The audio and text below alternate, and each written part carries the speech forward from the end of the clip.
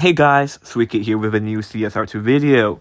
In this video, we'll be taking a look at Season 46's Race Pass, telling you what cars you should take, what cars you should consider, and what cars you should just avoid. So without further ado, let's hop right into the Race Pass and start discussing the cars up for grabs this season. When it comes to the free tier, the first pick I'll tell you guys to take is the Pininfarina Batista. The Batista is a decent enough live racer, and that's what separates it from the other two.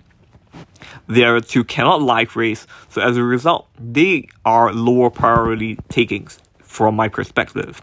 So, if you want a solid live racer, which I would say ranks around tier B or C, take the Batista and you won't regret it.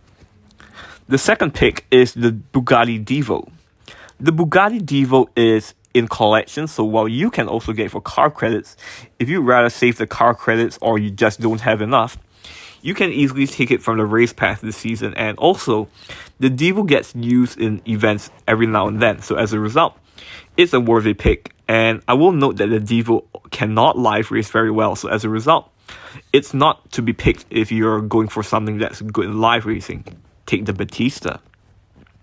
And the final pick, and one that I would not recommend you take, is the Koenigsegg Agera RS. The reason I say so is because there is a purple star version of the Agera RS in collections, and that one is eligible in tournaments and sprint races for car credits. So as a result, I would say the gold star version is sitting in a no man's land, because you shouldn't be taking it because the purple star version exists, and the purple star version is faster, eligible in those events that I brought up, and also it's just easier to obtain because it's in the dealership for car credits versus this one, which is only available for this season. So to recap very briefly for the free tier, the first car you should take is the Pininfarina Batista because it has a live race tune, then the Bugatti Divo because it's in collections and used in certain events every now and then. And the third pick you should not take is the Koenigsegg Agera RS. Before I move on, I just want to tack on at the end that all three are rare brands, meaning that you're unlikely to see cars of these brands pop out of rare imports just by opening silver or gold crates. You're very likely going to have to spend bronze keys if you want to get these cars upgraded in a usable state. So with that said, let's move on to the paid tier and start discussing the cars you should take.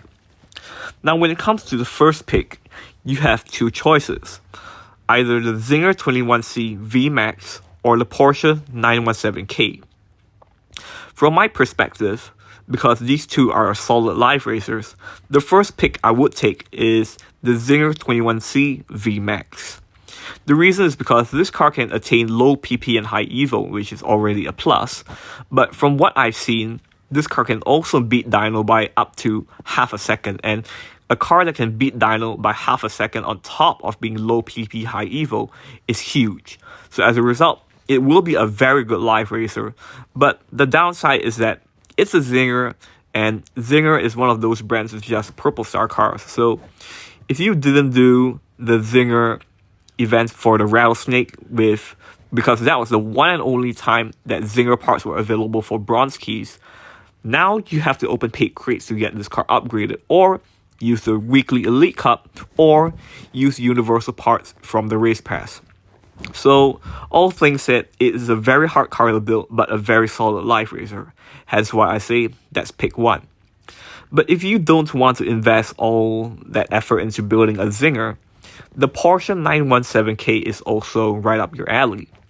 This car can also attain low PP and high EVO, and being a Porsche, most players will have Porsche parts available if you're a more veteran player. If you're a new player, you might be struggling for Porsche parts, but sooner or later, if you're a veteran player, you will be getting a lot of Porsches out of rare imports that you can strip them for parts for this guy, so as a result, fusion parts won't be the problem, but stage 6s will. But assuming you're buying the race pass to get this car in the first place, you will have access to universal parts, so you can easily throw on a stage 6 transmission and stage 6 body on the 917K, and it'll be good to go, and fusions will be essentially a non-issue. The final pick is the McLaren Sabre by MSO. I'm really sorry to announce this, but I have insufficient data on this car. I haven't been able to find if this car is low PP high EVO or serves any purpose because it's not in collections as well. So as a result, I will say the McLaren Sabre will be the last pick simply because there is a lack of information on this car. But when it comes to upgradability, again, it's going to be a bit difficult because McLaren used to be on sale for $1 million cash. You could buy the 570S for $1 million cash in the dealership. That's no longer the case because it's on sale for car credits these days. So as a quick recap, the first pick is either the Zinger 21C VMAX if you value a great live racer, or the Porsche 917K if you value upgradability. And finally, the third pick is the McLaren Sabre, simply because there is a lack of information, and once again, I apologize for that. With that said, that wraps up my recommendations for the free and paid tiers for Season 46's Race Pass. If this video has been helpful, do consider leaving a like, and if there's anything you'd like to inform me, do let me know in the comments below. And with that said, thank you so much for watching, take very good care of yourselves, and I will see you in my next video.